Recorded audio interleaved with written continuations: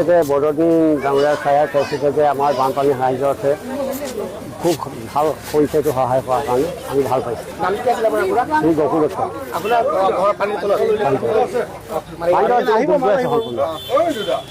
হয়, বদৰুদ্দিন আজমল তেখেতে যি বিনাকান্দি সমষ্টিৰ যিগৰাকী বিধায়ক, তেখেতে বৰ্তমান শিৱসাগৰ যি আমগুৰি ঘাট তেখেতে আহি উপস্থিত হৈছে আৰু তেখেতে বহুতে কৰিব নোৱাৰা কাম এটা তেখেতে বৰ্তমান সময়ত ইয়াত কৰিবলৈ লৈছে। আৰু বহুতো হয়তো অসমত বিভিন্নজন ব্যক্তি আছে, বিভিন্ন সময়ত বিভিন্নজনে বদৰুদ্দিন আজমলক বিভিন্ন সময়ত তেখেতলোকে হয়তো কোনোবাই কটু মন্তব্য কৰে বা বদৰুদ্দিন আজমলক বহুত মানুহে উপলুঙা কেতিয়াবা কৰে, কিন্তু আজি এই যি দুৰ্ভিক্ষ সময়, এই দুৰ্ভিক্ষ সময়ত বদৰুদ্দিন আজমলে যি পদক্ষেপ গ্ৰহণ কৰিছে এই সঁচাকৈ প্ৰশংসনীয়। ইয়াত কোনো ধৰ্ম, কোনো ইয়াত দল মত নিৰ্বিশেষে আহি তেওঁ শিৱসাগৰ যি আমগুৰি অঞ্চলত বৰ্তমান সময়ত উপস্থিত হৈছে আৰু তেওঁ শিৱসাগৰ যিখিনি মানুহ যিমানখিনি বান বিধ্বস্ত হৈছে যিমান পাৰে তেখেতে বিলাই যাবৰ কাৰণে চেষ্টা কৰিব বুলি আমি বৰ্তমান ইয়াত আহি উপস্থিত হৈ জানিব পাৰিছোঁ। বহুত ভাল লাগিছে বদৰুদ্দিন আজমলে আহি আমাক দুখীয়া পৰিয়ালক যে এনেকুৱাকৈ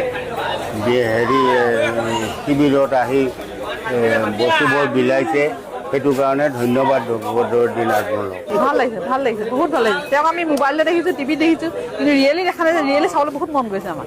আজি আমি চাবলৈ আহিছে। হয়, চাবলৈ এই আমগুৰি ছাৰে কৰা সহায় কৰিছে মানুহখিনিক, যে পানী হোৱা মানুহখিনি সহায় কৰিছে। তেওঁ বহুত ভাল কাম কৰিছে। তেওঁ আল্লাহ ফালৰ ভাল পাব। তেওঁ সেইটোৱে বাণাকান্ত অঞ্চলৰ বদৰুদ্দিন আজমল ডাঙৰীয়া আহি পেলাই যে সহায় কৰিছে, মানুহৰ বাণাকান্ত অঞ্চলৰ বুজি পাইছে, তেওঁ যে সহায় কৰিছে, সেইটো তেওঁলোকে চিৰকৃতজ্ঞ। তেওঁ ধন্যবাদ জনাইছোঁ। আল্লাহ হস্তে তেওঁ মানে ৰাইজৰ ফালৰ পৰা দুৱা পাব। সেয়ে আৰু কি ক'মনো, তেখেতে ইমান দূৰৰ পৰা আহি যে মানুহখিনিক, শিৱসাগৰৰ বানপানীত উপঙি থকা মানুহখিনিক যে সহায় কৰিবলৈ আহিছে, তাৰ বাবে অশেষ ধন্যবাদ।